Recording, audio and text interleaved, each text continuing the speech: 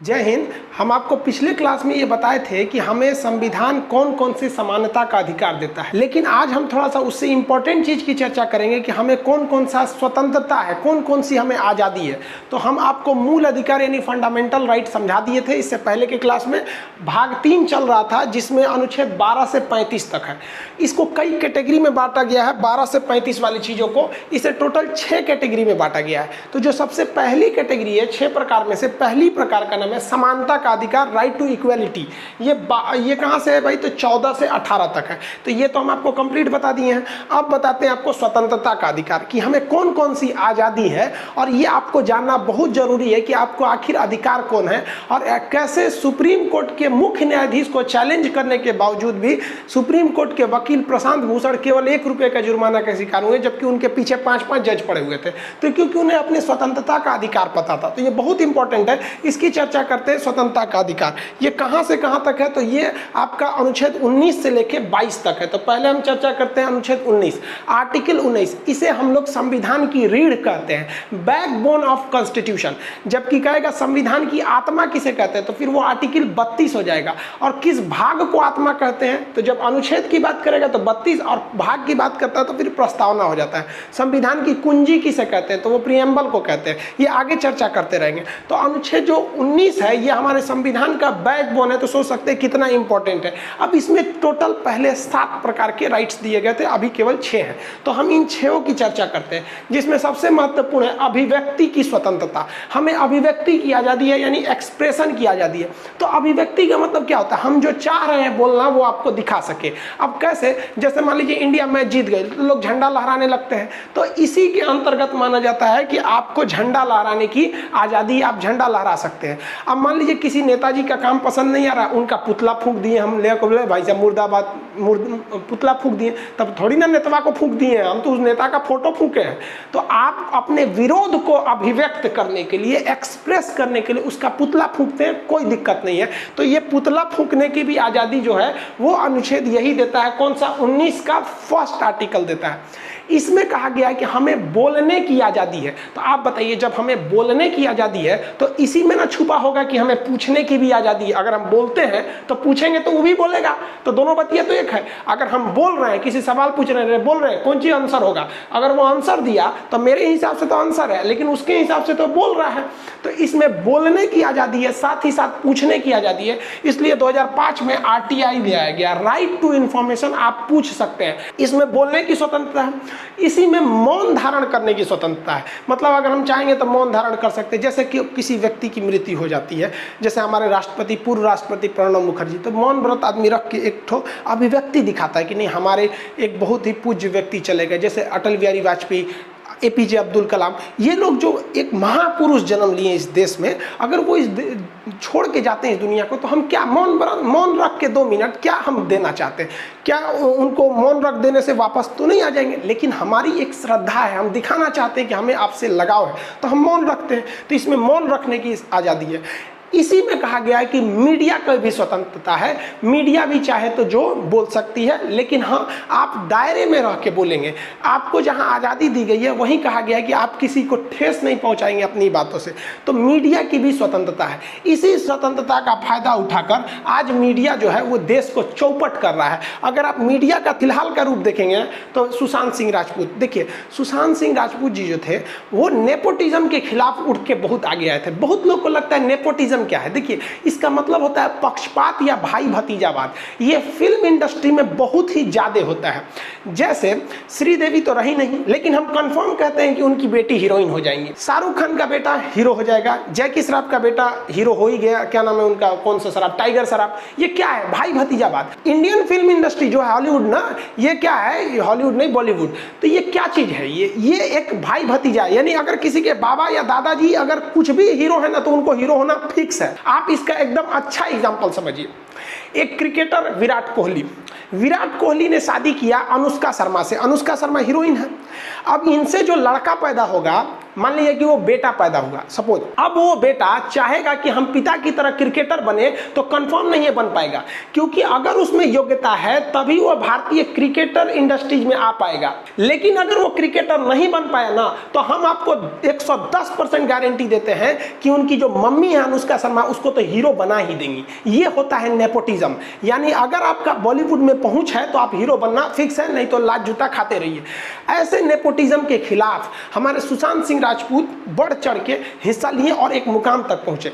भगवान उनकी आत्मा को शांति दे, सीबीआई जल्दी से जांच करे, जो जो गुनहगार हैं उन्हें कड़ी से कड़ी सजा दे। लेकिन मीडिया क्या कर रहा है, एक सुशांत सिंह राजपूत के लाश पर राजनीति हो रही है। और हम सुशांत सिंह राजपूत को भी कहते हैं ना कि भैया हम आपको गारंटी कहते हैं, अगर बिहार में चुनाव नहीं होता ना, तो लोग आपको, ये जो नेता लोग आपके रहनुमा बन रहे हैं ना, वो नहीं बनते। आप याद कीजिए, जब आप केदारनाथ मूवी लाए थे, लोग आपको गालियां दे रहे थे कि लव जिहाद को बढ़ावा दे रहा है। यही व्यक्ति है ना कि हम गालियां दिए थे। आप उठा के केदारनाथ की जब मूवी आई थी तो नेट पे सर्च करिए, लोग इन्हें गालियां दे रहे थे। लेकिन अब क्या है, चुनाव है तो सब चीज कर दोगे, वो अलग मैटर है। इसमें कूद गई ई बहन जी, कंगना रनौत, इनके साथ भी गलत हुआ। कैसे गलत हुआ कि भाई इन्होंने अभिव्यक्ति की आजादी है, इन्होंने खुल के कह दिया कि भाई हमारे अनुच्छेद 19 का 1 कहता है कि आप आजाद हैं बोलने के लिए। तो मीडिया भी जहर उगल रहा है, उसको कोई मतलब नहीं है कि जीडीपी -23%, 23.9 चली गई, उससे उसको कोई बहस नहीं है। डेली एक दिन में कोरोना 1 लाख मरीज जा रहे हैं, ये सब उसके लिए मायने नहीं रहे, क्योंकि उसे अभिव्यक्ति की आजादी है। ई बहन जी को भी आजादी था, उठी तो सीएमए के से पंगा ले ली, बस सीएम साहब उठे तो भाई एमसीडी जो बीएमसी है उसको रिपोर्ट थमा दिए। बीएमसी ने कहा कि इनका घर का जो डिजाइन है ना, वो बाथरूम यहाँ होना चाहिए, इधर बना दिया है, पार्किंग नहीं होना चाहिए, ये कर दिया, 24 घंटा का अल्टीमेटम देके तूर दिया। ई बहन जी उठी तो कहती हैं कि अब मुंबई पाकिस्तान हो गया है, तो मतलब लोकतंत्र खतरे में है। ठीक है भाई बहन जी, आपकी बात मानते हैं, आपके साथ अन्याय हुआ है, रियल में ऐसा नहीं करना चाहिए बीएमसी को। लेकिन आप कुछ साल पीछे जाइए, कपिल शर्मा जी को कौन नहीं जानता है, ये भी हैं, इनके भी अपनी अभिव्यक्ति है। इन्होंने भी उस समय प्रधानमंत्री जी को कुछ मतलब बात बताया कि भाई आपकी ये कमियां हैं, ये है। हम लोग भी बोलते हैं, हम लोग तो खुद ही टीचर्स डे के दिन पूरा कौन सा टीचर नहीं कहा था कि भाई आप वैकेंसी निकालिए, हम लोग भी तो निकाले थे। तो इन्होंने भी बोला था प्रधानमंत्री जी को। तो उस समय उद्धव ठाकरे नहीं थे, उस समय देवेंद्र फडणवीस थे, उन्होंने उठा तो इनका ऑफिस तुड़वा दिया। तो वहाँ पे इनको, तो देखिए आप रियलिटी समझिए, देश कहाँ जा रहा है। आपको ये नेता मजबूर कर दे रहे हैं कि आप किसी न किसी एक नेता की ओर सट जाइए। अगर नहीं सटेंगे, अगर एक आम आदमी रहेंगे ना, तो ये तूड़ देगा सब। कभी कभी बिल्डिंग, इनके घर का नक्शा था गलत तो तूड़ दिया, पता चला कल को हमारा कोचिंग ले आकर तूड़ देगा, सब कह देगा खान सब कैमरा तूड़ दे रहा है आपका, टेढ़ा है तेन से, ऐसे नहीं, ऐसे होना चाहिए। हद है भैया। अगर आप डिजाइन देखिएगा ना, तो मुंबई का आधा कैमरा, आधा घर टूट जाएगा, आधा घर डिजाइन से अलग बनता है, टूट जाएगा वहां पर। ये हो रहा है। तो इन लोग की अभिव्यक्ति का ये लोग मजाक बना दिए हैं मीडिया वाले। क्यों? टीआरपी के लिए। अब आपको पता ही नहीं है टीआरपी क्या। आप सोचिए, ऐसे ही समझिए ध्यान से कि अगर आपकी टीआरपी बहुत ज्यादा है ना, तो आपके चैनल पर 1 सेकंड में 10,000 रुपया देना पड़ेगा। 1 सेकंड का किसे, जो प्रचार करना चाह रहा है। 1 सेकंड आप प्रचार करते, जैसे हम क्या चले हाय, किसी का टीआरपी हाई है ना, तो इतने के लिए हमको 10,000 रुपया लेगा। तो यानी हर मीडिया वाले क्या चाहते हैं कि हमें टीआरपी मिले, ताकि उनकी कमाई वैसे हो। आप न्यूज के लिए 1 रुपया नहीं देते हैं न्यूज वालों को, आप केबल वाले को देते हैं जिससे डिश लिए हैं, ना तो आप पैसा नहीं देते हैं। तो ये मजबूरी भी है। आप लोग को भी यही पसंद आता है, उल्टे सीधे चीज को देखने लगते हैं लोग। आप बताइए ना, काला जादू रिया कर रही है। सुशांत सिंह राजपूत को ये लोगों ने ऐसा मतलब किया कि ड्रग वाला घोषित करा दिया। कभी कहता है कि दिमाग सही नहीं था, कभी बोलता है कि 4-4 ठो गर्लफ्रेंड। मतलब बेचारा को क्या से कहाँ लेके चले गए लोग। ये केवल किस वजह से? अभिव्यक्ति की स्वतंत्रता। ये कौन सा अनुच्छेद दे देता हमको? तो आर्टिकल 19 का 1, मीडिया की स्वतंत्रता इसी में है। लेकिन ऐसा नहीं है कि आप कुछ भी बोल सकते हैं। इसमें कहा गया है कि एकता अखंडता के खिलाफ नहीं बोल सकते हैं, सुरक्षा के खिलाफ नहीं बोल सकते। इसी में एक मोरल, किसी से अभद्र भाषा का प्रयोग नहीं कर सकते हैं। इसी में रिपब्लिक टीवी वाले को पकड़ लिया, जो ड्रग दो चिल्ला रहे थे, उसको उन्होंने उद्धव ठाकरे मुख्यमंत्री को बोल दिया। उन्होंने कहा कि भाई हमारे सम्मान के खिलाफ बोल दिए आप, मोरल के खिलाफ नहीं बोलना चाहिए। तो इनको, मीडिया को भी स्वतंत्रता है। अब अगर आप देखिए अभिव्यक्ति की स्वतंत्रता का दूसरा दुरुपयोग तो ये भोजपुरी वाले लोग कर देते हैं। भोजपुरी वालों ने लेबले गिरा दिया है सब पूरा। हर हिंदी फिल्मों में गाना बनता है तो हीरो गाता है हीरोइन के लिए, हीरोइन गाती है हीरो के लिए। लेकिन ये भोजपुरी वाले, इनका लेवल ही अलग है। ये गाएंगे भाभी के लिए, साली के लिए, भाभी हो हेंगन घूमो, साली हो तार हो, मतलब ये ऐसा गाना बर्बाद करते हैं। देखिए ये समाज के लिए एक दीमक बन चुके हैं। देखिए 20% भोजपुरी गाने अच्छे होते हैं, लेकिन 80% ऐसे गाने इतने भद्दे हैं कि हम आपको चैलेंज करते हैं कि आप अपनी बगल में माँ को और एक बगल में बहन को बैठकर आप उन भद्दे गाना को सुन नहीं सकते हैं। और हमारा सेंसर बोर्ड इन्हें अभिव्यक्ति की आज़ादी के नाम पर खुलेआम छूट दे देता है। ये यूपी, बिहार, झारखंड का जो बेल्ट है उसे ये भोजपुरी वाले चंद पैसे कमाने के लिए बर्बाद कर देते हैं। रिक्शा वाला खड़ा होकर खैनी लगा रहा है कहीं साइड में, ऐसा भद्दा गाना बजा देता है कि कई लोग को मतलब वहाँ खड़ा होना अपने आप में बेइज्जती लगती है। और लानत है ऐसे लोगों पे जो इस समाज की संस्कृति को बर्बाद कर रहे हैं इन भोजपुरी गानों से। आपको भी पता होगा 2-4 गानों का, ऐसे गानों को तो रोक लगाना चाहिए। गवर्नमेंट पता नहीं कहाँ सो रही है, वरना एक ट्रेडिशन को खराब कर रहा है। इन गानों की वजह से आज जो भोजपुरी बोलते हैं उन्हें कोई सम्मान की नज़र से नहीं देखता है, जानता है कि ये भी उसी कैटेगरी का आदमी होगा। तो एक अच्छी भाषा को बर्बाद कर दिया इन लोगों ने कुछ पैसे के लिए। और हीरोइन लाता है सब मोटा मोटा लगा देगा, लगे गाँव में से कोनो भाभी उठा के ले कौन। इन लोग लेवल का तो बातें छोड़िए, इन लोग का अजीबे लेवल रहता है भोजपुरी का। और जब यहाँ के भोजपुरी के हीरो जो होते हैं, जब हीरो गुंडा को मारते हैं ससुरा फिजिक्स अपना नियम भूल जाता है, पूरा ग्रेविटी भाड़ में गया, मारेगा से एक गाँव से वो गाँव में जाके गिरेगा सब। इस सबको भी रोक लगाना चाहिए। अभिव्यक्ति की आज़ादी इतना मत दीजिए कि किसी समाज को बर्बाद कर दिया जाए। अब अभिव्यक्ति की आज़ादी के लिए ये प्रशांत भूषण साहब, ये सुप्रीम कोर्ट के बहुत बड़े वकील, सीनियर एडवोकेट, अब इन्होंने पकड़ लिया सुप्रीम कोर्ट के जज को। सोचिए कि अनुच्छेद 19 कितना पावरफुल है कि आपको कहता है आप किसी के खिलाफ बोल सकते हैं, लेकिन हाँ वो गलती किया हो और वो एक मर्यादा के खिलाफ, तो इन्होंने मर्यादा के लिए आप बोल सकते हैं उसमें मैनर में रख के। तो उन्होंने देखा कि हमारे सुप्रीम कोर्ट के मुख्य न्यायाधीश जो हैं S.A. बोबड़े साहब, ये नागपुर में गए थे। तो इन्होंने लिख दिया, प्रशांत भूषण ने ट्वीट करके, कि CGI right 50 lakh motorcycle belonging to BJP leader, कि मतलब ये बीजेपी के नेता का 50 लाख का मोटरसाइकिल चला रहे हैं। कहां पर? राजभवन नागपुर में, विदाउट मास्क, बिना मास्क के, without helmet and social distancing. देखिए ना सोशल डिस्टेंसिंग है ना मास्क है ना हुआ, और जनता न्याय के लिए लॉकडाउन में तरस रही है। अब सुप्रीम कोर्ट वालों ने कहा अरे रे रे रे भाई प्रशांत भूषण, इतनी हिम्मत, सुप्रीम कोर्ट के खिलाफ बोलोगे? क्योंकि सुप्रीम कोर्ट के खिलाफ कैसे बोलेंगे? सुप्रीम कोर्ट ने कहा कि आप कोर्ट की अवमानना कर रहे हैं, कोर्ट की अवहेलना कर रहे हैं। कोर्ट ने कहा कि हम आपको दोषी ठहराते हैं और आपको सजा दी जाएगी, लेकिन चूंकि आप प्रशांत भूषण जी आप बहुत बड़े वकील हैं, इसलिए हम आपको समय देते हैं कि आप एक बार सोच लीजिए, माफ़ी मांग लीजिए, या अपने इस बयान में कुछ थोड़ा सा फेरबदल कर दीजिए, तो हम आपको सजा कम कर देंगे। सोचिए, ये प्रशांत भूषण वकील साहब, इनको अच्छे ढंग से पता था इनका स्वतंत्रता का अधिकार क्या है। सोचिए, सुप्रीम कोर्ट जो देश का सबसे बड़ा कोर्ट है, वहाँ 5-5 जज बैठ के कह रहे हैं हम आपको दोषी ठहराते हैं, आप माफ़ी मांग लीजिए या बयान बदल दीजिए। सुप्रीम कोर्ट के जजों के आंख में आंख डाल के कहता है कि ये सुप्रीम कोर्ट का कीमती वक्त बर्बाद करना है, क्योंकि ना हम माफ़ी मांगेंगे और ना हम इसमें एक अक्षर बदलाव करेंगे।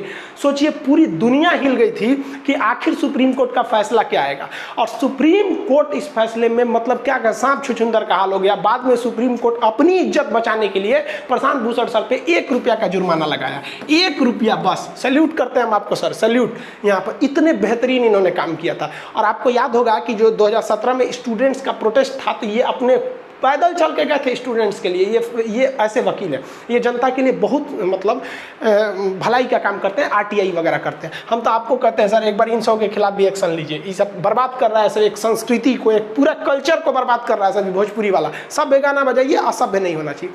सोचिए, एक पढ़ा लिखा व्यक्ति का कितना बड़ा पावरफुल होता है। और हम भी भाई जानते हैं कि भाई जब इनको सजा नहीं हुआ तो हमको भी नहीं हुआ। हम भी कहते हैं कि भाई जनता न्याय के लिए तरस रही थी, हमारे मुख्य न्यायाधीश न मास्क पहने थे न कुछ कहते हैं, हमको भी कुछ नहीं कर सकते हैं ये लोग। क्यों? क्योंकि हमें भी पता है कि संविधान का अनुच्छेद 129 संविधान के अनुच्छेद 129 में कहा गया है कि सुप्रीम कोर्ट का एक एक डिसीजन एक नजीर, एक अभिलेख बन जाएगा। अभिलेख का मतलब होता है कि यदि कोई व्यक्ति कोई क्राइम किया है और उसे जितनी सजा सुप्रीम कोर्ट ने दिया है, अगर कोई दूसरा व्यक्ति भी सेम वही क्राइम कर देता है तो उतनी ही सजा दी जाएगी। तो जो प्रशांत भूषण साहब ने कहा कि इन्होंने ये जनता तरस रही है, मोटरसाइकिल पे घूम रहे हैं, तो हम भी वही बोलते हैं, जनता तरस रही है, इनके ट्वीट को पढ़ रहे हैं, और अगर हमें भी सजा देंगे तो हम भी कोई टेंशन नहीं है, हम भी एगो वकील रखेंगे। हमारा वकील साहब बोलेंगे देखिए भाई अनुच्छेद 129 कहता है जो सजा उनको दी है वही सजा खान सर को दे दीजिए, तो हमको भी हो जाएगी एक सजा। देखिए ये होता है एक ठो संविधान। हम सैल्यूट करते हैं उन संविधान निर्माताओं को जो उस समय बैठ के, सोचिए आज से 70 साल पहले बैठ के कितना बेहतरीन संविधान बना दिया। वो तो हम दंग रह जाते हैं ये सोच के कि आज के नेता इतना बकलोल का है सब। उस समय जब पढ़ने की सुविधा नहीं थी, इंटरनेट नहीं था, कुछ भी नहीं थी, फिर भी वो लोग पढ़ लिए, और आज का नेता अनपढ़ घुस गया सब। अब आपको समझ में आ रहा है कि संविधान वालों ने इसे संविधान का रीढ़ क्यों कहा, क्यों इसे बैकबोन कहते हैं। ये हमें इतनी आज़ादी देता है कि हम किसी को बोल सकते हैं। यही भारत की खूबसूरती है इस संविधान की कि हवाई चप्पल पर घूमने वाला व्यक्ति भी हवाई जहाज पे चलने वाले प्रधानमंत्री मोदी जी को कहता है कि आप जीडीपी का हक चल गया। ये एक्ट ऑफ गॉड नहीं है, ये कुछ गलतियां हैं। यही हमारा संविधान है, ये खूबसूरती है। तो आप संविधान के अनुच्छेद 19 का एक समझ गए, ये डायरेक्टली कुछ नहीं कहा, इसने बस बोला कि आपको एक्सप्रेशन का अधिकार है, लेकिन उसमें इतनी चीजें छुपी हैं।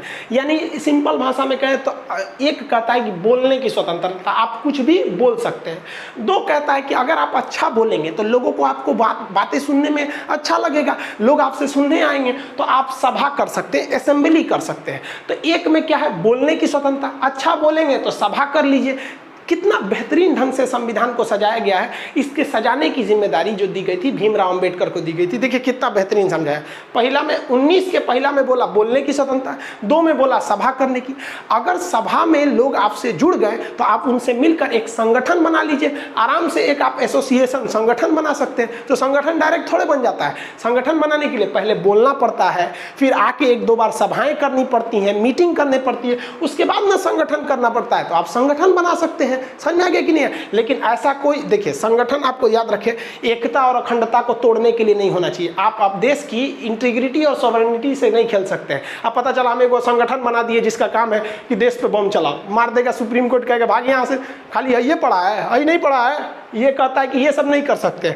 आप सुरक्षा के खिलाफ कुछ नहीं कर सकते हैं, आप पब्लिक को डिस्टर्ब नहीं कर सकते हैं, किसी के मान सम्मान को ठोस नहीं पहुंचा सकते हैं, कोर्ट की अवमानना नहीं कर सकते, किसी विदेशी व्यक्ति के खिलाफ नहीं बोल सकते, मतलब संबंध खराब। अब मान लीजिए डोनाल्ड ट्रंप आ रहे थे और आप कहिए कि हमको अभिव्यक्ति की आज़ादी है, सड़किया में बैठ के गरियाइए उसके ट्रंप ट्रंप ट्रंप, उठा के पुलिस थूर देगी आपका। तब नहीं कहिएगा कि खान सर आप तो पढ़ाए थे, कुछ भी बोल सकते हैं।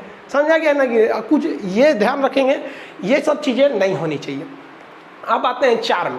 देखिए च से चारों ओर घूमने की स्वतंत्रता। तो 19 के 4 में क्या बोला है कि आप चारों ओर घूम सकते हैं, आपको कोई टेंशन नहीं है, आप चारों ओर कहीं भी घूम सकते हैं। लेकिन ध्यान रखिएगा यहाँ पे भी सुरक्षा। अब पता चला मिलिट्री वाले बॉर्डर पे खड़े हैं सब, कौन पाकिस्तानी चाइनीज क्या कर रहा है, उसी में कहिए ए कर्नल चाचा हटिए, तो ए मेजर साहब हम वो देखेंगे कहाँ है गलवान घाटी, ओहो यही है, थूर देगा, मुँह में चल जाएंगे। यहाँ पे आपको चारों ओर घूमने की स्वतंत्रता है। इसका मतलब किसी का बेडरूम खोल के देखिएगा रे नहीं ना कर सकते भाई। आराम से आप वहीं रह सकते हैं जहां दूसरे पब्लिक को डिस्टर्ब ना हो, आप किसी के मोरल को ना खराब करते हो। एकता अखंडता। आरबीआई घुस जाइए, आरबीआई के ऑफिस में जहां नोट छपा रहा है, कहिए खान सर पढ़ा है ना कि हम चारों ओर घूम सकते हैं। सोचा तू पिटाएगा, हमरो ले जाएगा जेल में, तो हम तो बोल देंगे भाई ये भी हम पढ़ाए हुए हैं, देखिए हम दोनों पढ़ा रहे हैं, कौन सा आपको अधिकार दिया है और कौन सा मना किया है, पैरेलल। तो चारों ओर घूम सकते हैं, कोई दिक्कत नहीं है, लेकिन ध्यान से कि कहाँ जाना है।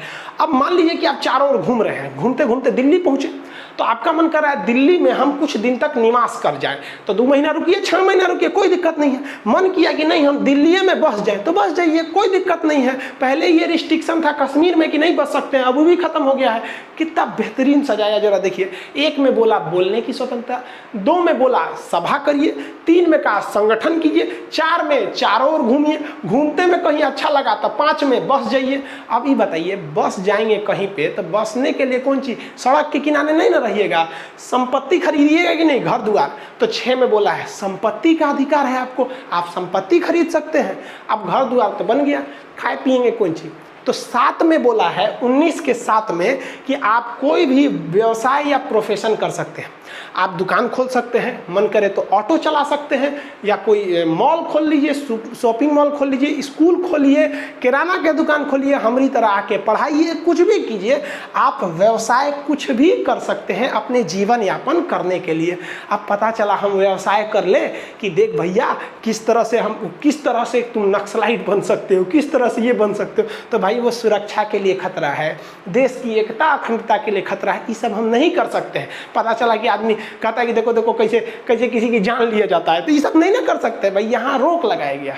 तो ये आपको 7 समझ में आ गया। अब आप एक बार 7 बोलिए कितना ईजी है। भीमराव अम्बेडकर ने इसी को प्रारूप समिति में समझाया था। 1 बोलने की स्वतंत्रता, 2 सभा करने की स्वतंत्रता, 3 संगठन बनाने की, 4 चारों ओर घूमने की, 5 बस जाने की। बसेंगे कौन सी पे, किराए के घर पे कब तक, तो 6 में संपत्ति खरीदने का अधिकार, 7 में कोई भी व्यवसाय करिए। लेकिन देखिए आपके जितने भी अधिकार दिए गए हैं उसमें इसमें किसी का उल्लंघन नहीं होना चाहिए। लेकिन बाद में एक समस्या आने लगा। हम आपको पिछले क्लास में बताए थे कि मूल अधिकार ये वो होते हैं जो ना हमसे कोई पब्लिक छीन सकता है और ना ही हमसे मेरी सरकार छीन सकती है। लेकिन ये संपत्ति को लेकर एक दिक्कत आने लगा। दिक्कत क्या आने लगा संपत्ति के अधिकार को लेकर, कि सरकार भी नहीं छीन सकती है। तो मान लिया कि रेलवे उस समय विकास भी नहीं हुआ था, रेल को कहीं रेल ले जाना है, कहीं सड़क ले जाना है, तो रेलवे पीछे से 100 किलोमीटर से ट्रेन की पटरी बिछाते आ रही है, रास्ते में जिसकी ज़मीन आ रही है वो उसकी संपत्ति है। तो रेलवे करिए भैया हमको बेच दो, लोगों ने बेच दिया, पूरा ट्रेन बिछा दिया। बीच में किसी का 2 कट्ठा जमीन आ गया, वो कह रहा कि ना देंगे हम, ये हमारे परदादा के दहेज में मिला था जमीन, हमारी खानदानी निशानी है, नहीं देंगे। तुम एक काम करो, ट्रेन घुमा लो इधर। अभी बताइए ट्रेन क्या करेगा, उतना दूर सीधे ट्रेन को ले जाना होता, बीच में का कोई जमीनें नहीं देगा। पता चला कोई गांव वाला कह रहा है ये पड़े मत ले जाइए, तो ट्रेन ले जा रहा है कि जलेबी छान रहा है वहाँ पर। अब दिक्कत, अब रेलवे जबरदस्ती लेगा तो चल जाएगा सुप्रीम कोर्ट, क्योंकि हम आपको कल ही बताए थे कि सुप्रीम कोर्ट ही है जो मूल अधिकार की रक्षा करता है। अब सुप्रीम कोर्ट के आंख पे पट्टी है, सुप्रीम कोर्ट कहता है कि देख भाई ये उसका मूल अधिकार है, आप नहीं ले सकते हैं, आप ट्रेन घुमा लीजिए। बड़ी दिक्कत होता था। तो मोरारजी देसाई, जिन्होंने जीवन में केवल यही एक अच्छा काम किया, बाकी तो देश को बर्बाद किया उन्होंने, तो मोरारजी देसाई ने एक संविधान संशोधन कराया जिसके तहत 44वां संविधान संशोधन के तहत संपत्ति के अधिकार को मूल अधिकार से खत्म कर दिया गया और इसे बना दिया गया कानूनी अधिकार। तो मूल अधिकार वो होता है जिसे सरकार नहीं छीन सकती है और कानूनी अधिकार वो होता है जिसे सरकार छीन सकती है। तो ध्यान दीजिएगा, अब हमारी संपत्ति का अधिकार नहीं है, यानी हमारी संपत्ति कोई पब्लिक हमसे नहीं छीन सकता है। आप हमारी संपत्ति नहीं छीन सकते हैं, लेकिन सरकार को अगर मन करेगा तो हमारी संपत्ति छीन सकती है। पता चला सरकार को मन किया कि खान साहब पटना का आपका जो कोचिंग है ना, हम ले लेते हैं, यहाँ इसरो अपना चंद्रयान 3 छोड़ेगा, यहाँ से आपके कोचिंग वहाँ पे से जाइए, सरकार भगा देगी हमको। और हमें भूमि अधिग्रहण विधेयक के तहत एक मुआवजा दे दिया जाएगा, कोर्ट में जाके कोर्ट से ले लीजिए, आपके कोचिंग के ऊपर अब इसरो का लॉन्चिंग स्टेशन खुलेगा। समझ में आ गया? तो अभी क्या संपत्ति का अधिकार है? नहीं है। तो अनुच्छेद 19 में कितने प्रकार की स्वतंत्रता दी गई थी? 7 प्रकार की। लेकिन कितने प्रकार की वर्तमान समय में है? तो 6 प्रकार की स्वतंत्रता वर्तमान समय में है। लड़का यहाँ क्या गलती कर देता है, ध्यान से समझिए। हमारे संविधान के भाग 3 में कुल 6 प्रकार की स्वतंत्रता है, जिसमें एक समानता है, एक स्वतंत्रता है। इसी स्वतंत्रता के इसी स्वतंत्रता के जो अधिकार है, स्वतंत्रता के अधिकार, उसमें आता है अनुच्छेद 19। अब यहाँ कंट्रोवर्सी समझिए, अनुच्छेद 19 में भी 7 प्रकार की आज़ादी थी, एक को खत्म करके 6 बना दिया गया। और भाग 3 में भी 7 प्रकार की स्वतंत्रता थी, जिसमें संपत्ति के अधिकार को काट कर 6 बना दिया गया। तो लड़का जो है वो क्या समझता है कि अनुच्छेद 19 में जो 7 प्रकार की स्वतंत्रता थी केवल वही हमारी स्वतंत्रता। भाई वो तो एकदम बच्चा है अनुच्छेद 19। देखिए 12 से 35 के बीच में कहीं आएगा 19, और 19 को इसलिए इतना वैल्यू है क्योंकि संविधान का रीढ़ है। तो 19 में भी कितने प्रकार की स्वतंत्रता थी? 7। अभी कितनी है? 6। कौन सा हटाया गया? संपत्ति वाला 19 में से। और टोटल जो हमारा मूल अधिकार है भाग 3 में, उसमें कितने प्रकार की स्वतंत्रता थी? 7। अभी कितना है? 6। कौन सा हटाया गया? संपत्ति। अब आप कहेंगे ले ये खान साहब कौन सी पढ़ा रहे हैं, यहाँ भी संपत्ति है और अनुच्छेद 19 में भी संपत्ति है। 19 में है ना कि नहीं संपत्ति? देख लीजिए यहाँ 19 के 6 में है, 19 के 6 में संपत्ति का अधिकार है। ये संपत्ति उस संपत्ति को बताता है जो आपने खरीदा है। जैसे हम कहीं जमीन खरीद लिए तो ये वो वाली संपत्ति को बता रहा है। और एक और भी है संपत्ति का अधिकार, वो अनुच्छेद 31 में है। तो अनुच्छेद 31 वाला जो संपत्ति है वो है हमारी खानदानी संपत्ति, कि हमें जो हमारे खानदान से मिली है। तो संविधान संशोधन द्वारा एक खानदानी संपत्ति को खत्म किया गया और 19 में जो खरीदी हुई संपत्ति थी उसे भी खत्म कर दिया गया। अब वो कानूनी अधिकार हो गया है, यानी पब्लिक नहीं छीन सकती है लेकिन सरकार चाहे तो छीन सकती है। अब आपको समझ में आया कि इतनी संविधान में केवल एक अनुच्छेद जो 19 है ये स्पेशली हमें इतना पावर दे देता है, इसलिए संविधान का इसे रीढ़ कहा जाता है। अनुच्छेद 19 के बाद आता है 20, ये आपके लिए बहुत जरूरी है। इसे कहा गया है दोष सिद्ध से संरक्षण, यानी प्रोटेक्शन फ्रॉम कन्विक्शन। जैसे कि किसी भी, ये क्या कहता है, किसी भी अपराधी को केवल उस पर एफआईआर हो जाने से या उस पर मुकदमा चला देने से वह व्यक्ति दोषी नहीं हो जाता तब तक कि जब तक कोर्ट ना कह दे कि वो दोषी है।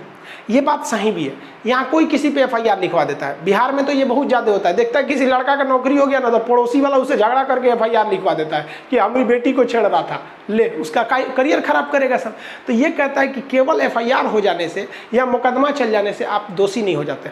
हमारा पे कई बार एफआईआर हुआ है। पटना में तो एक बार हम क्लास में पढ़ा रहे थे तो एफआईआर कर दिया था, तो कोर्ट में जाके सीसीटीवी कैमरा दिखाना पड़ा कि देखिए सर हम तो पढ़ा रहे थे वहाँ पर। तो क्या आप हमें अपराधी कह सकते हैं? नहीं। हम भले हमारे ऊपर एफआईआर हुआ है, कई बार पुलिस ले गई है, लेकिन आज तक कोर्ट ने नहीं कहा है कि भाई ये दोषी है। कई जगह आपको फंसाने के लिए कर दिया जाता है, समझ में आ गया। स्टूडेंट्स की लड़ाई के लिए हम लोग भी बहुत जगह गए, हम उठा के पुलिस जेल में डाल देती है। तो क्या हम लोग अपराधी हो गए? नहीं, क्योंकि अनुच्छेद 20 कहता है कि कोई भी व्यक्ति तब तक अपराधी नहीं है जब तक कि वह उसे कोर्ट सिद्ध न कर दे। इसीलिए आप अगर देखिएगा तो एक बहुत ही कंट्रोवर्शियल मामला क्या चलता है, वो कन्हैया कुमार का चलता है। क्योंकि उसके ऊपर किस चीज़ का आरोप है भाई कि ये इसने नारे लगाए थे कि टुकड़े टुकड़े होंगे, इस तरह का। समझ में आया कि नहीं आएगा? अब बात समझिए, मीडिया ने बताया, मीडिया बोल रही कि ये इसने बोला है, लेकिन कोर्ट क्या कहता है कि उसे जब तक हम सजा नहीं देंगे तब तक आप उसे दोषी नहीं कर सकते। इसीलिए पुलिस उसे प्रोटेक्शन भी देती है और वो चुनाव में भी आराम से उठ जाता है। और सीपीआई पार्टी से, सीपीएम पार्टी, वो जो कम्युनिस्ट पार्टी है वहाँ से। लेकिन जिस दिन कोर्ट सजा दे देगी सेडेशन के मामले में, उस दिन सारी सिक्योरिटी छीन ली जाएगी और उस समय चुनाव में भी नहीं लड़ सकते। अब कोर्ट का मामला है, वो कोर्ट समझे। देखिए संविधान क्या कहता है वो हम आपको बता रहे हैं। हमको ये मकसद नहीं है कि हम किसी पक्ष या विपक्ष में नहीं है। हम ये कन्हैया कुमार का एग्जाम्पल बस इसलिए लिए ताकि किसी चीज़ को आपको अच्छे से समझ में आ जाए।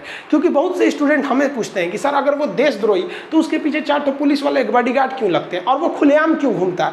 क्योंकि हम आपको बताएं कि कोई कानून अंधा होता है, कानून वही बोलता है जो लिखा हुआ है। तो भाई कन्विक्शन है कि जब तक दोषी नहीं। और अगर ऐसा होता कि एफआईआर हो जाने से ही आपको जेल हो जाए तो फिर तो सबकी ज़िंदगी बर्बाद हो जाती। तो बहुत सोच समझ के इसको रखा गया है। देखिए अनुच्छेद 20 में ना 3 तरह की बातें लिखी गई हैं। ये तीनों बहुत ही जरूरी है।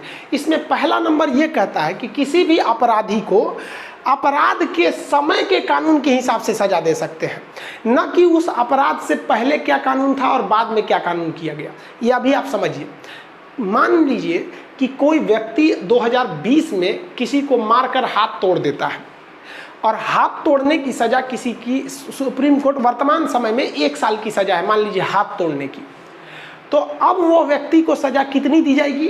एक हाथ तोड़ा है 2020 में, तो 2020 में जो कानून है उसी के हिसाब से सजा दी जाएगी। लेकिन सजा तो तुरंत नहीं मिलेगी, उस पर 4-5 साल मुकदमा चलेगा। मुकदमा चला गया 2025 में, अच्छा जब तक मान लीजिए 2025 में मोदी जी ने कानून बना दिया हाथ तोड़ने पर फांसी दे दिया जाएगा, तो जज क्या कहेगा? रे सोच 2025 चल रहा है, तोरा फांसी दे देंगे। तू कहेगा ए जज साहब बकलोल मत समझिए, हम क्लास किए हुए हैं। हम अनुच्छेद 20 पढ़िए, क्या कहता है कि जब हम अपराध किए थे उस समय का कानून देखिए, अभी का लिए देख रहे हैं। पता चला 10 साल और मुकदमा चल गया तो आप कहेंगे कि 2 बार फांसी देंगे, ये नहीं होगा। तो अपराध के समय 1 साल सजा थी तो 1 ही बार रहेगा। समझ आ गया कि नहीं आ गया? देखिए इसमें सजा पहले के कानून से भी नहीं दे सकते। मान लीजिए कि किसी ने 2020 में किसी का हाथ तोड़ दिया, तो जज साहब बोलेगी रे तू हाथ तोड़ा है, याद करो मुगलों का शासनकाल, हाथ का बदला हाथ, गले का बदला गला, हाथ काट दिया जाए इसका। तो कहेगा पगला गए जज साहब, यहाँ पर ये अपराध जब किए थे तो उसी समय के हिसाब से हमें सजा दी जाएगी। इसमें दूसरा क्या बोला गया है कि एक अपराध के लिए 1 ही बार आप उसे सजा दे सकते हैं। अब इसमें 2 कन्फ्यूजन होता है। फिल्मों में क्या कहता है कि मैं 1 मर्डर करूं या 2 मर्डर करूं, सजा उतनी ही होगी। गलत है भाई साहब। आप किसी एक व्यक्ति को मारेंगे तो वो आप पर मुकदमा करेगा, और दूसरे व्यक्ति को मारेंगे तो फिर वो मुकदमा करेगा, तो फिर दो दो मुकदमा करके आपका सजा बढ़ जाएगा। वो फिल्मों ही दुनिया है, ये दूसरी दुनिया है। एक व्यक्ति, क्योंकि दो अलग अलग व्यक्ति को मारेंगे तो दो अलग अलग FIR होगा आपके ऊपर। हो सकता है कि एक व्यक्ति बच जाए या फिर जो भी हो, अलग अलग टाइप का होगा वहाँ पे, फिर आपकी सज़ा बढ़ जाएगी। ऐसा नहीं हो, फिल्मी दुनिया छोड़िए। यहाँ कहने का सेंस क्या है कि किसी व्यक्ति को आपने एक बार सज़ा दे दिया, उसकी सज़ा ख़त्म हो गई, अब वो बाहर आ गया, फिर उसको पकड़ के जेल में मत डाल दीजिएगा। जैसे हम एग्जाम्पल देते हैं लालू यादव जी का। लालू यादव जो हैं उन्हें चारा घोटाले के आरोप में जेल में डाल दिया गया।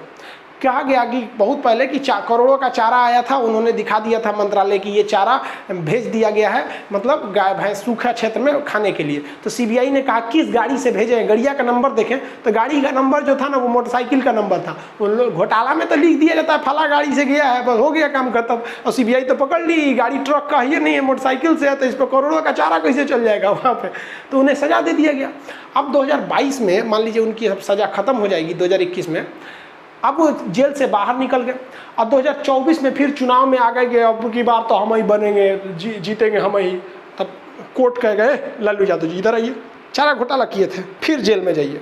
तो क्या एक बार तो आपने जब उन्हें पनिश कर दिया है तो आप उसी चीज़ के लिए दोबारा पनिश नहीं कर सकते। यानी अगर हम एक बार सज़ा काट लिए तो हम जज साहब के सामने 10 बार घूमेंगे, जज साहब हम ही हैं, मर्डर किए थे, 10 साल जेल में आए हैं, अब कुछ नहीं हो सकता है आपको, जैसा आप कुछ नहीं करेंगे। समझ में आ गया कि नहीं आ गया? उसके बाद क्या कहा गया कि आप खुद के विरुद्ध गवाही नहीं दे सकते। इसके लिए आपको कोई मजबूर नहीं कर सकता है कि आप खुद के विरुद्ध गवाही दीजिए। यहाँ ध्यान से समझिए कितना इंपॉर्टेंट है। खुद के विरुद्ध आपको गवाही देने के लिए मजबूर कोई नहीं कर सकता है। इसीलिए पुलिस के सामने दिया गया बयान बेवकूफ़ी कोर्ट में सबूत के तौर पे नहीं माना जाता है। इसलिए जब भी पकड़ाइएगा पुलिस रिमांड पे ना, तो पुलिस बड़ी पीटती है, कहती है मैंने किया है, तो आप चुपचाप बोल दीजिएगा हाँ हाँ हाँ एकदम, नहीं तो बड़ी पीटेगा सब। और कोर्ट में जाके कहिएगा साहब हमको आप पुलिस रिमांड पे मत भेजिए, जुडिशियल रिमांड पे भेज दीजिए, जेल में भेज दीजिए, पुलिस के पास मत भेजिए। जेल पुलिस अलग होती है वहाँ पर। कोर्ट भी जानती है कि पुलिस पीट पाट के उगलवा लेती है, खास करके तो इंडिया की पुलिस। इंडिया की तो पुलिस क्या पूछिए नहीं। एक बार क्या हुआ ना, जापान की पुलिस, अमेरिका की पुलिस और ब्रिटेन की पुलिस और भारत की पुलिस, ये 4 पुलिस वाले थे सब। US के थे सब, ब्रिटेन के, जापान के और इंडिया वाले। अब इसमें शर्त लग गया कि किसकी पुलिस अच्छी है। तो एक बात शर्त लगाया गया, एक बहुत घना जंगल था, उस घने जंगल में एक खरगोश को छोड़ दिया गया और छोड़ने के 1 घंटा बाद जापान के पुलिस को कहा गया कि तुम पता करो। तो अब भाई घने जंगल में खरगोश कहाँ घुस गया है, लेकिन पुलिस गई वहाँ पे, पता की, कैमरा निकाली, सैटेलाइट से देखी, ये वो करके ये पुलिस जो थी ना 4 घंटे में पता लगा दी कि खरगोश कहाँ है, खरगोश को लेके चले हैं। जबकि खरगोश कितना तेज भागता है। सेम वही सिलसिला अपनाया गया ब्रिटेन के साथ, इसे भी खरगोश छोड़ के कहा गया, ये गया तो ये 2 घंटा में पता कर लिया। अमेरिका की पुलिस को कहा गया कि भाई आप पता कीजिए, तो खरगोश छोड़ा गया, दूसरा खरगोश दूसरी ओर छोड़ा गया। 1 घंटा बाद 1 घंटा तक उसको खरगोश को भागने दिया गया, जंगल में कहाँ भाग गया। अमेरिका को कहा गया जो 10 मिनट में खोज दिया, तुरंत सैटेलाइट लगाया, देख लिया कहाँ कहाँ भागा यहाँ पर। अब बारी आई भाई इंडिया के पुलिस की, कि इंडिया की पुलिस को चेक किया जाए कि इंडिया की पुलिस कितने देर में खोजेगी।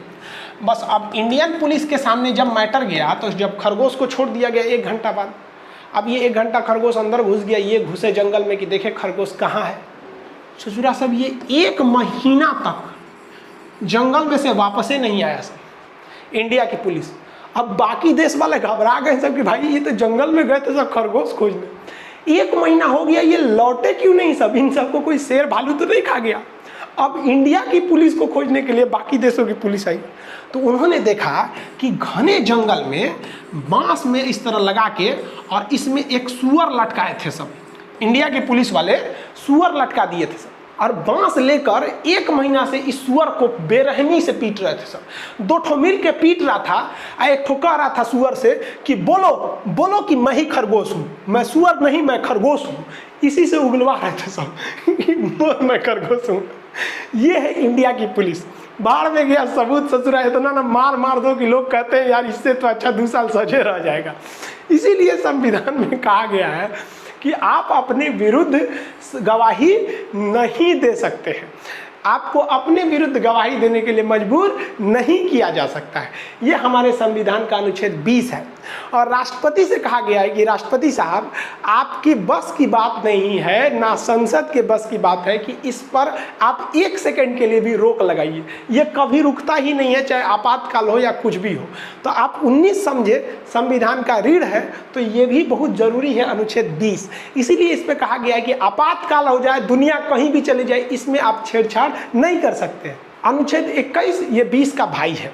इसमें भी सुप्रीम कोर्ट कहती है कि या संविधान कहता है कि संसद हो गई या राष्ट्रपति इसमें छेड़छाड़ नहीं कर सकते हैं, ये जस का तस रहेगा। ये बहुत ज़रूरी है, लेकिन इसको समझना थोड़ा कॉम्प्लिकेटेड है, क्योंकि संविधान में बहुत सी चीज़ें खुलकर नहीं बोली गई हैं। इसमें 2 चीज़ें कहा गया, प्राण एवं दैहिक स्वतंत्रता। इसको इंग्लिश में समझिए। पहला चीज़ है लाइफ एंड पर्सनल लिबर्टी, यानी 2 चीज़ों की बात किया है। तो पहले हम लाइफ के बारे में समझ जाते हैं। ये कहता है कि हमें ज़िंदगी जीने का अधिकार है, कोई हमसे जीने का अधिकार नहीं छीन सकता है। अब ये बताइए कि मोटरसाइकिल वाला इतना काला काला धुआं दे के जाता है, सब पूरे पर्यावरण को गंदा कर देता है। उस पर्यावरण में जब गंदगी आती है, हम उस गंदे सांस को लेते हैं, तो क्या हमारा लाइफ अच्छा रहेगा? नहीं रहेगा। तो सुप्रीम कोर्ट कहता है कि अनुच्छेद 21 जो लाइफ की बात कर रहा है, इसमें पर्यावरण की भी बात है। इसीलिए आपके गाड़ी का अगर पोल्यूशन फेल है, ज़्यादा पोल्यूशन करती है, तो आपके गाड़ी को उठा के थाना में बंद कर दिया जाता है या फिर फाइन लगाया जाता है। आपको स्वच्छ पर्यावरण पाने का अधिकार है, क्योंकि वो आपकी ज़िंदगी के लिए ज़रूरी है। आपकी जान कोई नहीं ले सकता है, ये कहता है प्राण की स्वतंत्रता है, तो खुद आप भी अपनी जान नहीं ले सकते, यानी आप सुसाइड भी नहीं कर सकते हैं। सोचिए कितना खतरनाक कानून है। आपकी जान कोई और नहीं ले सकता है, तो फिर आप कौन होते हैं खुद की जान लेने वाले? तो अगर आप अटेम्प्ट टू सुसाइड करते हैं और मर गए, तो फिर तो कोई मतलब नहीं है। मर गए तो फिर आप सजा किसको दिया जाएगा? आप तो मरिए गए। लेकिन अगर बच गए तो आईपीसी की धारा 309 के तहत पुलिस टांग ले जाएगी आपको, कहेगी ससुरा काहे मर रहा था रे, बकलोल है, तुम इस देश का एक अभिन्न हिस्सा है, तुम मर नहीं सकता है जब तक तुम्हारी मौत नहीं आए। तो सुसाइड जो है वो गैर कानूनी है, क्योंकि ये लाइफ का अधिकार देता है, इसलिए लाइफ आप छीन नहीं सकते। इसमें आपकी हेल्थ की भी बात है कि आपका हेल्थ का ख्याल सरकार रखेगी, कोई आपसे आपका हेल्थ नहीं छीन सकता है। आप अगर देखिएगा तो कोरोना में लाखों के खर्च आया, करोड़ों का खर्च आया सरकार का, लेकिन आपसे 1 रुपया नहीं लिया गया होगा। सरकारी हॉस्पिटल में देखिएगा तो छोटा बच्चा को पोलियो का, खसरा का इंजेक्शन फ्री में लगाया जाता है, जबकि वो हज़ारों के इंजेक्शन आते हैं, लेकिन आपको लगाया जाता है। तो ये देखिए, ये संविधान है। और जरा सोचिए कि ये उस वक्त के नेता थे, और भीमराव अम्बेडकर का भी क्या कहना था संविधान सभा में खड़े होकर कि हम रहे ना रहे, लेकिन ये संविधान रहेगा। हमने संविधान को इतना कड़ा नहीं बनाया है कि किसी का जीवन मुश्किल हो जाए, और इतना लचीला भी नहीं बनाया है कि कोई इससे मजाक या खिलवाड़ कर सके। इसीलिए भीमराव अम्बेडकर को हम लोग संविधान का जनक कहते हैं। हालांकि संविधान निर्माण में सबका योगदान था, जिसमें BN राव भी थे जो सलाहकार थे, सब कुछ थे यहाँ पर। तो सोचिए कितना बेहतरीन। तो ये पहला हिस्सा हो गया। अब पर्सनल लिबर्टी क्या कहते हैं, जिसे हम कहते हैं दैहिक स्वतंत्रता, हमारी स्वतंत्रता। पर्सनल लिबर्टी क्या है? जैसे कोई हमारा जान नहीं लेगा, ससुरा नंगा करके सड़क पे घुमा देगा, कहेगा हम जान थोड़े लिए हैं, तो यार हमारी पर्सनल लिबर्टी कुछ रही, हमारी दैहिक, हमारी शरीर की कुछ स्वतंत्रता रही। तो दैहिक स्वतंत्रता ये आप हमसे नहीं छीन सकते हैं। तो इसमें क्या क्या बोला गया? पर्सनल लिबर्टी, अगर हम अकेले रहना चाहते हैं तो अकेले छोड़ सकते हैं, हमको कोई दिक्कत नहीं है। जैसे मान लीजिए हमको अकेले अच्छा लगता है, हम कहीं भी जाएंगे तो हम अकेले ही रहते हैं। एक शायर ने भी बोला है, मेरी तन्हाई पर हंसने वालों जरा ये बताओ इस भीड़ में तुम्हारा अपना कौन है। तो कहेगा क्वेश्चन कि एकांतवास का अधिकार कौन सा अनुच्छेद देता है? तो अनुच्छेद 21 लाइफ के अंतर्गत नहीं देता है, ये पर्सनल लिबर्टी दैहिक स्वतंत्रता के अंतर्गत देता है। इसमें एक बहुत बड़ा केस हो गया था मेनका गांधी का। भारत सरकार ने मेनका गांधी का पासपोर्ट रोक दिया था, तो सुप्रीम कोर्ट पहुंच गए। तो सुप्रीम कोर्ट ने कहा कि देखो भारत सरकार, आप उसकी लाइफ नहीं छीन रही हैं, लेकिन आप उस पर एक पर्सनल लिबर्टी आप उसे छीन रही हैं कि वो विदेश नहीं जा सकती। तो मेनका गांधी मुकदमे में कहा गया कि अनुच्छेद 21 पर्सनल लिबर्टी के तहत आपको विदेश भ्रमण का भी अधिकार देता है, ये नहीं छीना जा सकता है। यूपीएससी में ये दोनों क्वेश्चन पूछे गए थे। कैसे पूछा गया था? कहा गया था कि अनुच्छेद 19 के 1 के साथ साथ अगर हम 21 को जोड़ दें तो क्या बन जाता है? तो अनुच्छेद 19 क्या कहता है कि हम अपनी अभिव्यक्ति कर सकते हैं। तो किसी को देखिएगा ना, टेंशन में जब रहता है ना, तो वो बेचारा अकेले में चला जाता है, बड़बड़ाने लगता है, यार बहुत टेंशन में है। तो ये वो अभिव्यक्ति कर रहा है, और अकेले में रह सकता है क्योंकि वो उसकी पर्सनल लिबर्टी है, वो जहाँ चाहे रह सकता है। तो एकांतवास का भी अधिकार किस में है? 19 में है। किस साइड में है? लाइफ साइड में नहीं है, पर्सनल लिबर्टी में। इसी में निजता का अधिकार है। निजता का अधिकार क्या होता है कि हम कुछ छिपाना चाहते हैं तो छिपा सकते हैं। जैसे हम आपके सामने जब कैमरे पे पढ़ाने आते हैं तो काफ़ी आराम से पढ़ाते हैं जो आपको अच्छा लगता है, लेकिन आप सब अपने दोस्तों के साथ इस तरह से थोड़ी रहते होंगे, हंसी मजाक, अरे तुम क्या कर रहा है, तुम कैसे रहा, ऐसे नहीं रहते हैं। लेकिन अगर वही बातें अगर आप देखेंगे तो आप क्या कहेंगे, अरे यार सब ऐसे रहते हैं। सब कोई अपने परिवार के साथ, फ्रेंड्स के साथ प्रोफेशनल नहीं रहता है, वो कुछ अलग डिजाइन से रहता है, तो वो उसकी प्राइवेसी है, आप उसे सामाजिक नहीं कर सकते हैं। क्या चीज़ है, जैसे हम फ़ोन रिकॉर्ड, मान लीजिए हम कॉल पे बात कर रहे हैं, अपने दोस्त से बात कर रहे हैं, तो ये हमारी उसकी पर्सनल बातें हो सकती हैं, दोस्तों में कुछ भी बोल सकते हैं, आप उसको रिकॉर्डिंग करके सुना दीजिएगा, तो ये आपका क्या है भाई, ये पर्सनल की उसके खिलाफ बातें हैं, ये नहीं कर सकते हैं। लेकिन इसका कई जगह उल्लंघन भी देखने को मिल जाता है। जैसे कोई चीज़ वायरल हो जाती है, किसी का लीक हुआ वायरल हो गया, अब मीडिया को बहाना मिल जाता है कि हम थोड़े किए हैं, वायरल हो गया, हम बता रहे हैं कि ये वायरल चीज़ें हैं। तो निजता का अधिकार है। ये सुप्रीम कोर्ट ने 2017 में तो इसको गजब निजता का अधिकार कर दिया था। दिल्ली का एक मैटर था, एक महिला रतिया 2 बजे किसी से चैटिंग कर रही थी, तो उसका पति रतिया को उठा कर, रे कोना से बतिया रही रे, पहलका वाला से, तो लॉक कर दी मोबाइल बा, तो कहा लॉक खोल, लॉक खोल, तो कहीं नहीं खोलेंगे, तो उसको डिवोर्स दे दिया। कहा कि 2 बजे के रात से बतिया रही, उसने सीधी सुप्रीम कोर्ट चल गई, करी कि हाँ हमने भी आटो ले तो का खरीद लिया हमको। अरे भाई साहब बड़ी बड़ी बवाल हुआ था। तो कहा गया, सुप्रीम कोर्ट ने कहा कि भाई ये पर्सनल लिबर्टी है, आप किसी से पासवर्ड या उसकी निजता का चीज़ें नहीं छीन सकते हैं। और सुप्रीम कोर्ट ने एडल्ट्री को ख़त्म कर दिया। अब समझिए ये क्या थी, अंग्रेजों ने 1860 में जब आईपीसी बनाया तो उसने कहा कि किसी भी शादीशुदा महिला को यदि कोई दूसरा आदमी उसके पति के बिना परमिशन, यानी पति परमिशन थोड़े देगा कि हमारी मेहरारू को लाइन मारो, मतलब उसके पति से छुपाकर उस महिला से संबंध बनाता है, उसे अफेयर रखता है, तो इसमें केवल और केवल उस पुरुष को दोषी माना जाएगा और उस पुरुष को सजा दी जाएगी। महिला तो सीधी होती है, ये किसी से फंस सकती है। देखिए ये गलत है कि नहीं।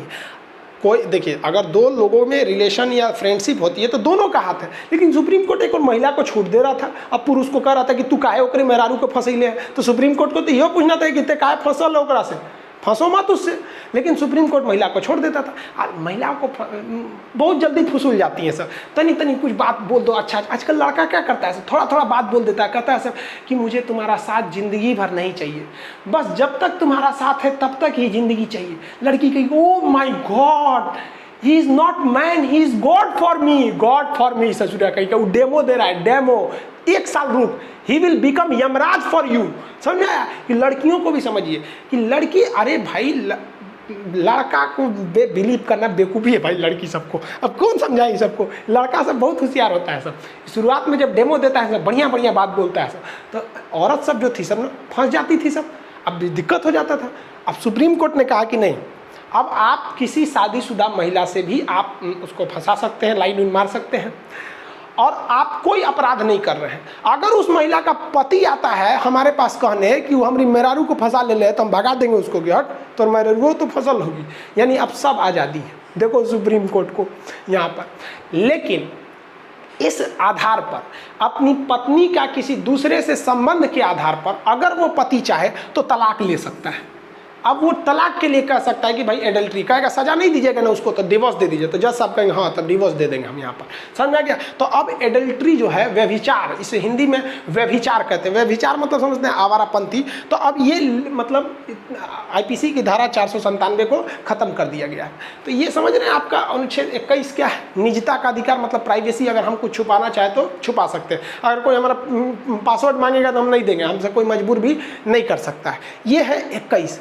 लेकिन एक ही 21 में लाइफ को लेते हुए एक शिक्षा को भी जोड़ा गया था, जो आगे जाकर इसी 21 में एक अलग से जोड़ दिया गया। 21 को आर्टिकल 21 को जोड़ा गया 86वां अमेंडमेंट 2002, 86वां संविधान संशोधन 2002। ये आपको शिक्षा का अधिकार यानी राइट टू एजुकेशन देता है, और कहता है कि अशिक्षित होना भी एक तरह का, समझिए तो एक जिंदगी किस काम की रह जाएगी अशिक्षित व्यक्ति का, उसका सोच ही ज़्यादा दूर तक नहीं रह जाएगा। तो कहा गया है कि सरकार की जिम्मेदारी है कि 6 से 14 वर्ष के बच्चों को वह शिक्षा दे। इसलिए 6 से 14 वर्ष के बच्चों को यानी प्रारंभिक शिक्षा जो आंगनबाड़ी मंटेसरी स्कूल में दी जाती है, सरकारी स्कूलों में शिक्षा, वो पैसे नहीं लगते। समझ में आ गया कि नहीं आ गया। तो ये उन्हें पैसे फ्री में शिक्षा दी जाती है। हालांकि जो सरकारी टीचर हैं लोग उन्हें सैलरी बहुत ज़्यादा मिलती है, लेकिन वो उतनी दिलचस्पी से पढ़ाते नहीं हैं। ये इनफैक्ट एक रियलिटी है। इसी वजह से जब भी सरकार किसी चीज़ को प्राइवेट करने की बात करती है तो हिंदुस्तान का एक बहुत बड़ा हिस्सा प्राइवेटाइजेशन के पक्ष में चला जाता है, क्योंकि उन्हें पता है कि अगर हम सरकारी बैंक में जाएंगे तो उस जो वहाँ पे काम कर रहा है उसकी सैलरी भी ज़्यादा है, वो ना हमें तमीज़ से बात करेगा ना टाइम से काम करके देगा। लेकिन अगर हम वही प्राइवेट बैंक ICICI HDFC में चले जाते हैं तो पता है कि वहाँ जो कर्मचारी है उस बेचारे की सैलरी भी कम है, काम भी ज़्यादा करेगा और कस्टमर को इज्जत से करे, हाँ सर बैठ जाइए। आपको अगर ऐसी किसी सरकारी प्राइवेट स्कूल बैंक में खाता खुलवाना ना, बस साइन करके फोटो वोटो दे दीजिए, बाकी वो खुद कर लेंगे सब। और सरकारी में तो सोच रहा फॉर्मवा नहीं देता है, सब बाहर में जा तुम यहाँ पर। तो यही वजह है कि जो सरकारी नौकरी पा गए हैं वो एक तरह से समझ जाइए कि आप आने वाली पीढ़ियों के लिए एक गलत काम कर रहे हैं, ताकि कोई भी व्यक्ति सरकारी के फेवर में नहीं उठता है। कोई सरकारी हॉस्पिटल में जल्दी इलाज कराना नहीं चाहता है। क्या सरकारी हॉस्पिटल के डॉक्टर पढ़े लिखे नहीं है, एक्सपीरियंस नहीं है? अरे बहुत जानकार होते हैं। सरकारी स्कूल के टीचर भी बहुत IIT तो सरकारी है ना, इलाहाबाद यूनिवर्सिटी सरकारी है, JNU BHU पढ़ाई कितनी बेहतरीन होती है। तो सरकार क्या कहती है कि भाई 6 से 14 वर्ष के बच्चों को आप क्या देंगे, निःशुल्क शिक्षा। लेकिन ध्यान दीजिए, यहाँ शिक्षा के साथ साथ लाइफ के अंतर्गत हेल्थ भी आता है। तब इसमें कहा गया कि जो छोटका बचवा है, 6 साल से छोट है, अभी हाले हाल पैदा हुआ है, तो उसके हेल्थ का ध्यान रखना है। इसीलिए उसको सरकारी हॉस्पिटल में पोलियो का इंजेक्शन, खसरा का इंजेक्शन वगैरह दिया जाता है। और जब 6 साल का हो जाता है, पढ़ने जाता है, तो एगो झोला ले लेता है, मंटेसरी स्कूल में चल जाता है थाली लेके, और वहाँ उसको खूब अच्छा से खिचड़ी वगैरह भी दिया जाता है। समझ में आ गया आपको 21। अब 22 समझिए। देखिए 22 बहुत ही इंपॉर्टेंट अनुच्छेद है। 22 में आपको पता करना है कि कैसे पुलिस किसी का इनकाउंटर कर देती है। देखते होंगे ना कि विकास दुबे का इनकाउंटर हो गया। डिटेंशन क्या चीज़ होता है, अरेस्ट कैसे किया जाता है, कस्टडी क्या होती है। सुनते ना, अरेस्ट किया है कि कस्टडी किया है। फिर इसके अलावा भी आप समझेंगे कि रिमांड पर लिया गया है, पुलिस रिमांड पर है तो थुराएंगे, जुडिशियल रिमांड पर है तो नहीं थुराएंगे। इसके अलावा सुनते होंगे नज़रबंद कर दिया गया, कश्मीर के फला नेताओं को नज़रबंद कर दिया गया। ये क्या चीज़ है, कैसे आपको गिरफ्तारी किया जाएगा, आपको पुलिस गिरफ्तार कर लिए तो वारंट दिखाएगी कि नहीं दिखाएगी, 24 घंटे के अंदर अंदर आपको मजिस्ट्रेट के पास ले जाएगी कि नहीं, अब कौन मजिस्ट्रेट होते हैं, ये क्या चीज़ होती है, ये बहुत ही ज़्यादा इंपॉर्टेंट है।